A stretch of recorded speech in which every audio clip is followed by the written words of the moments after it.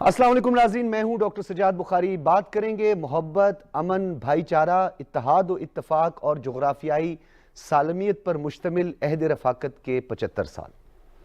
चीन और पाकिस्तान के दरमियान जो ताल्लुकात, जिसकी सिफारतकारी के हवाले से बिलखुसूस मुतादिद सीरीज़ में हमने आपको तमाम तफसीलात सामने रखी, लेकिन आज आपको बताएंगे कि ये जो हमारी सिफारतकारी है ये माशी ताल्लुकात में कैसे बदली।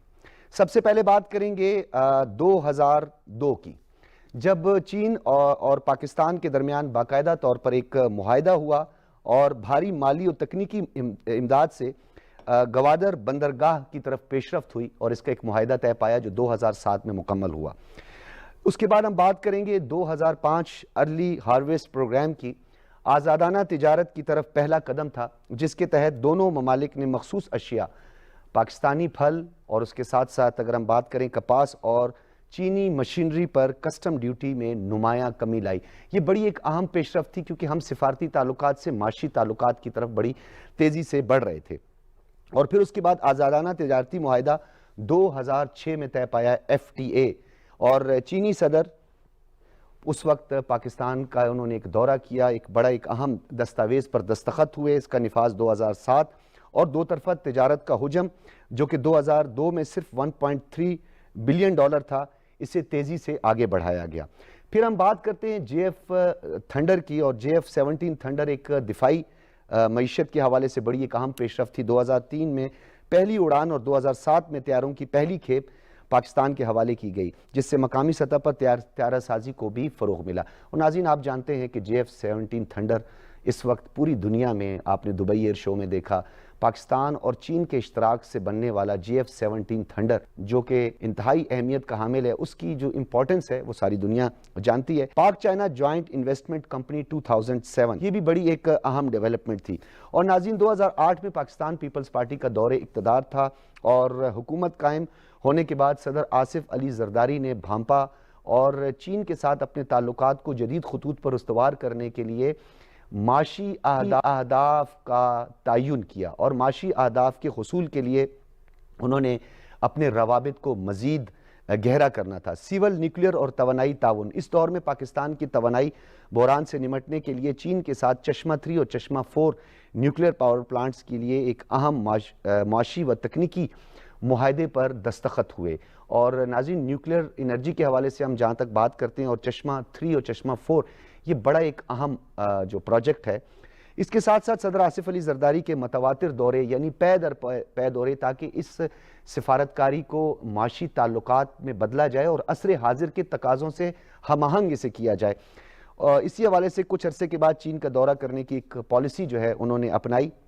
इन दौरों के नतीजे में पाकिस्तान में ज़राअत, आपाशी डैमों की तामीर के लिए चीनी महारत और जदीद टेक्नोलॉजी की मुंतकिली के मुआहदे भी हुए।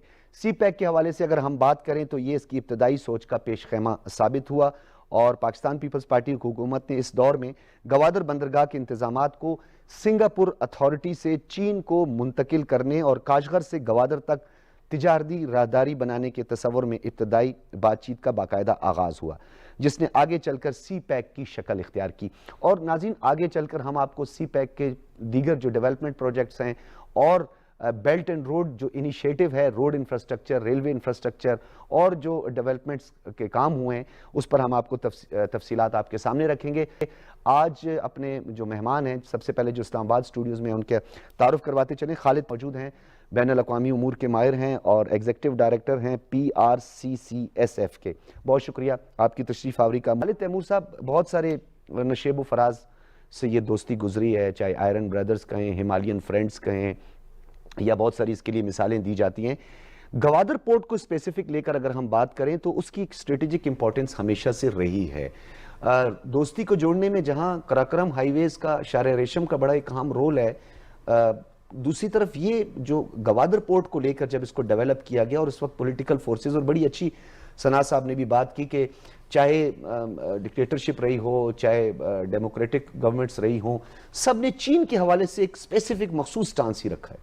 जी, थैंक यू वेरी मच। सबसे पहले तो मैं आपको ये बताऊं कि कम्युनिस्ट पार्टी ने जब चीन में टेक ओवर किया 1 अक्टूबर 1949 को, तो पाकिस्तान की तरफ टेक ओवर करने से पहले भी चीन की जो कम्युनिस्ट पार्टी है उनका बहुत सॉफ्ट कॉर्नर था और वो ये समझते थे कि पाकिस्तान उनका आने वाले दिनों में एक बेहतर साथी साबित होगा। और हमने ये देखा कि जब उन्होंने टेक ओवर किया और चीन की आज़ादी का उन्होंने ऐलान किया, उसके बाद हमने 60s और 70s में देखा कि किस तरह पाकिस्तान ने चीन की मदद की और अमेरिका और चीन को साथ पहली दफ़ा पाकिस्तान ने बिठाया, चीन को वेस्ट का रास्ता पाकिस्तान ने दिखाया। चीन के जो भी पहली PIA की फ़्लाइट हमारी एक वाज द फर्स्ट एयरलाइन हमारी थी जो कि फॉरेन एयरलाइन जो कि कम्युनिस्ट पार्टी के टेक ओवर के बाद चीन गई और उसके बाद यूनाइटेड नेशन की तरफ भी हम चीन को लेके गए। तो ये जो सारी चीज़ें जमा होती गई, ये सारी उस दोस्ती की बुनियाद जो बनती गई वो आज की शेप में हम देख रहे हैं कि जब 2013 में प्रेसिडेंट शी जिनपिंग ने ऐलान किया था बेल्ट एंड रोड इनिशिएटिव का, पहले इसका नाम वन बेल्ट वन रोड था और उसके बाद इसको बेल्ट एंड रोड इनिशिएटिव किया गया। उसके बेसिकली लैंड और रेल और मैरीटाइम कॉरिडोर्स हैं और वो जो बाकी कॉरिडोर्स हैं कोई 3 मुल्कों से गुजर रहे हैं, कोई 6 से, कोई 10 से, बट ये सिर्फ एक कॉरिडोर ऐसा है CPEC जो कि सिर्फ एक मुल्क से गुजर रहा है और फ्लैगशिप, इसको फ्लैगशिप इसलिए कहते हैं कि ये सिर्फ एक मुल्क से गुजर रहा है। गवादर की इंपॉर्टेंस इस वजह से बहुत ज़्यादा हो जाती है कि इंडियन ओशन को जो रास्ता है वो इसके थ्रू गवादर के थ्रू है। हम देख रहे हैं कि इंडियन ओशन पे जाने के लिए लोग अक्सर बात करते हैं कि चीन इंडिया का रास्ता क्यों नहीं करता, तो वहाँ पे सामीन को ये भी बात बताना बड़ी ज़रूरी है कि इंडिया इस पूरे रीजन में एक ऐसा मुल्क है कि जिसने जो कि चाइना के BRI प्रोग्राम को नहीं मानता। चाइना के साथ बायलैटरली इंडिया के ताल्लुकात हैं, लेकिन ये जो BRI का मल्टीलैटरल सेटअप है उसमें इंडिया शामिल नहीं है। तो गवादर की इंपॉर्टेंस 2 वजह से बहुत ज़्यादा है।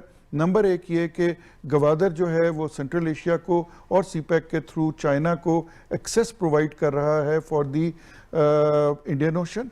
एंड सेकंड इज दिस कि Gwadar is a deep sea port. इस पूरे इलाके में there is no other deep sea port के जहां पे बड़ी शिप्स जो हैं वो बिल्कुल पोर्ट हेड तक आ जाएं, वरना जो पोर्ट्स इधर हैं, इवन चाबहार भी ऐसा है कि वहां पे बड़ी शिप को पोर्ट से पीछे खड़ा होना पड़ता है और वहां बाकायदा साहिल पर आकर जो है बाकायदा साहिल पे आके वो लंगर अंदाज हो सकती हैं। तो गवादर की बहुत इंपॉर्टेंस है। अच्छा तैमूर साहब, जिस तरीके से सना साहब ने भी बात की, बहुत सारे नशेब व फराज की हम बात करते हैं, लेकिन पाक चाइना ज्वाइंट इन्वेस्टमेंट 2007 ये कितनी इंपॉर्टेंट थी सर? जी, पाक चाइना ज्वाइंट इन्वेस्टमेंट 2007 उस वक़्त के लिहाज से बड़ी इन्वेस्टमेंट अच्छी थी। वजह यह कि उस टाइम पे हमने चाइना के साथ नॉट ओनली एक फ्री ट्रेड की तरफ बल्कि हम गए, बल्कि पाकिस्तान से चाइना एक्सपोर्ट शुरू हो गई। लेकिन ये सारी जो है चीज़, सारी इसकी जो जहत है वो 2013 में आके चेंज हो गई जब CPEC आया, क्योंकि CPEC का जो फ्रेमवर्क है वो 2007 के फ्रेमवर्क से ज़्यादा कॉम्प्रिहेंसिव है, ज़्यादा बड़ा है।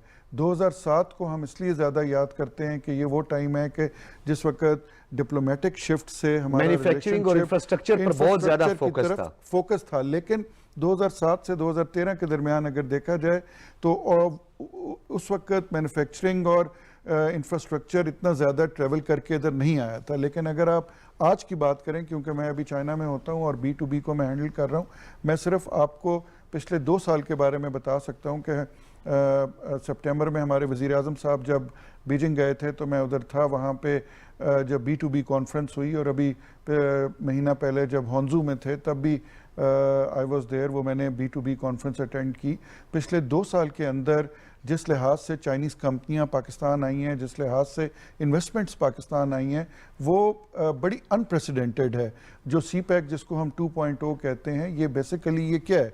ये बेसिकली जो पहले 10 साल थे BRI के और CPEC के 2013 से लेके 2023-24 तक वो इंफ्रास्ट्रक्चर डेवलपमेंट के थे, रोड, रेलवे, फाइबर ऑप्टिक सब कुछ, जिसमें वो G2G था बेसिकली। जी।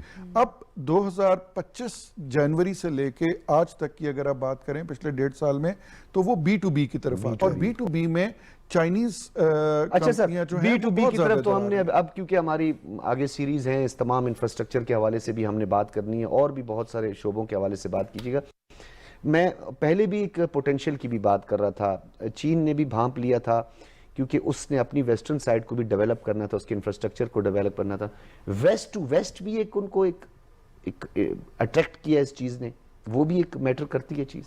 वो भी अट्रैक्ट करती है, और उनको उसके अलावा जो उनका शिनजान प्रोविंस है जो हमारे साथ लगता है, वो बेसिकली 8 मुल्कों के साथ लगता है। जो अभी मैं लास्ट वीक मैं उरुमची में था, उरुमची के अंदर चाइना ने अपना तीसरा बड़ा एयरपोर्ट बनाया है बीजिंग और शंघाई के बाद। अब जो सबसे बड़ा एयरपोर्ट चाइना का है, पहले ग्वांजू का था, अब जो है वो उरुमची का हो गया है। और यस, जो आपने वेस्ट टू वेस्ट की बात की है वो बहुत इंपॉर्टेंट है। पिछले सिर्फ 1 साल की आप बात करें तो चीन से वाया सेंट्रल एशिया वेस्ट की तरफ, यूरोप की तरफ 16,000 ट्रेनें गई हैं, जो कार्गो ट्रेन्स गई हैं।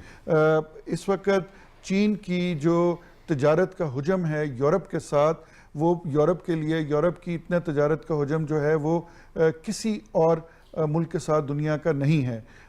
सबसे नंबर 1 पे चीन है, उसके बाद अमेरिका है, और उसके बाद हिंदुस्तान है, जिनके साथ उनका तजारत का हुजम है। चीन की इस वक्त जो मसनूआत हैं वो पूरे यूरोप के अंदर बिक रही हैं। ऑल्दो यूरोप जो है वो BRI का हिस्सा नहीं है, बट इस वक्त चीन के यूरोप का सबसे बड़ा जो चीन की मार्केट का जो बायर है वो यूरोप है, और उसके बाद अमेरिका है। आपके लिए ये भी एक बड़ी इंटरेस्टिंग बात होगी कि अगर स्टैटिस्टिक्स निकाले जाएं तो पिछले 1 साल में जब से अमेरिका के अंदर एक नई क़यादत आई है, हम एक सुनते आ रहे हैं टैरिफ वॉर और ये सारी बातें, और उनकी मंडियों में चीनी मसनूआत हैं उसके। तो चीन की जो इस वक्त हमें इस बात को मानना पड़ेगा कि दुनिया की इकोनॉमिक पावर जो है वो चीन बन चुका हुआ है, और उसका एक रीज़न है। उसका सबसे बड़ा रीज़न ये है कि दुनिया का एक वाहिद मुल्क चीन है जिसने सप्लाई चेन पे अबूर हासिल किया है। इस वक्त कोई और ऐसा मुल्क नहीं है जिसने 100% सप्लाई चेन पे अबूर हासिल किया है। सप्लाई चेन पे अबूर का मतलब ये होता है कि 100%, अगर ये टेलीफोन बन रहा है तो 100% उसके पार्ट्स जो हैं वो चीन के अंदर बन रहे हैं। अगर एयर कंडीशन बन रहा है तो 100% पार्ट्स उधर बन रहे हैं। वजह यह है कि इवन यूरोप के अंदर भी जो चीज़ें बनती हैं उसके कुछ पार्ट्स कोई कोरिया से इंपोर्ट कर रहे होते हैं, कोई जापान से इंपोर्ट कर रहे होते हैं, कोई मलेशिया से इंपोर्ट कर रहे होते हैं। चीन का इकोनॉमिक पावर बनने का एक one of the biggest reason is supply chain, कि उन्होंने 100% अबूर हासिल किया सप्लाई चेन का। दूसरा, लॉजिस्टिक्स। चीन का जो लॉजिस्टिक का निज़ाम है या जो ट्रांसपोर्टेशन का सिस्टम है, बल्कि ये कह सकते हैं हम सर कि ये इस मॉडल को जो है अडॉप्ट किए जाने की जरूरत है, और बहुत सारे ममालिक ने इसको अडॉप्ट किया, और पाकिस्तान उसको अडॉप्ट कर रहा है। ये नहीं कि अडॉप्ट नहीं कर रहा। एक तो हमारे यहाँ असल में मैं अक्सर कहता हूं कि हम लोग सोशल मीडिया ड्रिवन कॉम बन गए हुए हैं। हम फैक्ट्स के ऊपर कम जाते हैं और मिथ्स के ऊपर ज्यादा जाते हैं। फैक्चुअलिटीज वगैरह फैक्ट्स पे जो है ना, अभी स्टैटिस्टिक्स पर लोग अब कम ही जो है वो ज्यादा करते हैं। आपने बड़ा इंपॉर्टेंट एक नुकता उठाया है, और हमारे पाकिस्तान टेलीविजन का काम भी यही है सर कि हम इस जानिब राग़िब करें लोग। कि पीटीवी इसमें बहुत अच्छा काम कर रहा है, और ये जरूरत है हमें अपनी खास तौर पे नई जनरेशन को बताने की कि सीपैक की क्या इंपॉर्टेंस है हमारे लिए, चाइना की क्या इंपॉर्टेंस है। और इवन मैं जब चाइना में होता हूं तो वहां पे मैं ये देखता हूं कि चाइनीज जो यंग बच्चे हैं, बिकॉज मैं उधर काफ़ी यूनिवर्सिटीज़ में पढ़ाता हूँ, और जब पिछले साल हम पाकिस्तान और इंडिया की जब जंग हुई और उसमें पाकिस्तान को जब फतह हासिल हुई, तो 12 या 13 मई मुझे अच्छी तरह याद है कि मेरा एक यूनिवर्सिटी के अंदर लेक्चर था। वहाँ पे स्टूडेंट्स ने कहा कि आप हमसे आज लेक्चर की बात ना करें, आज हमें सिर्फ उस वॉर के बारे में बताएं। दे वर सो हैप्पी अबाउट। अच्छा, वो उसमें बड़ा इंटरेस्ट लेते हैं, और उसमें बहुत अच्छा, वो मल्टी डोमेन वार जो थी ना हमारी सर, वो क्यों हमारी मिलिट्री माइट्स जो है उसमें डंका बजा है पाकिस्तान का पूरी दुनिया में, और पूरी दुनिया पाकिस्तान की इस ऑपरेशन पे बहुत हैरत ज़्यादा भी है। मैं उस पर भी आपके पास आऊंगा क्योंकि वो बड़ा एक इंटरेस्टिंग सब्जेक्ट है, और मेरा फेवरेट सब्जेक्ट भी खैर वही है। अच्छा, मैं क्योंकि 2016 में जब ये पहला ट्रेड कॉन्वॉय गया था वेस्टर्न रूट पे, तो I was part of it. मैं उसका हिस्सा था, और बहुत इंटरेस्टिंग उसमें बहुत सारे ऐसे पहलू हैं जिससे आगे भी बात करेंगे। तैमूर साहब, आपका बहुत शुक्रिया। नाज़रीन, अहद रफ़ाकत के 75 साल, और ये तारीख़ है मोहब्बत पर मबनी, ये तारीख़ है बाहमी एतमाद पर मबनी, और ये जो ताल्लुकात हैं, ये ताल्लुकात आज की या 2 या 4 दहाइयों के नहीं हैं, ये 8 दहाइयों पर मुश्तमिल पाकिस्तान और चीन के ताल्लुकात हैं, जो आज भी इंटैक्ट हैं, जुड़े हुए हैं, सरहदों से जुड़े हैं। ये जो हिमालयन फ्रेंड्स हैं, इनकी दोस्ती में मुख्तलिफ रुकावट पैदा करने की कोशिशें की गई, लेकिन वो नाकाम हुई। नाज़रीन, गुफ्तगू आपने सुनी, फीडबैक ज़रूर दीजिएगा। इजाज़त दीजिए, अल्लाह हाफिज़।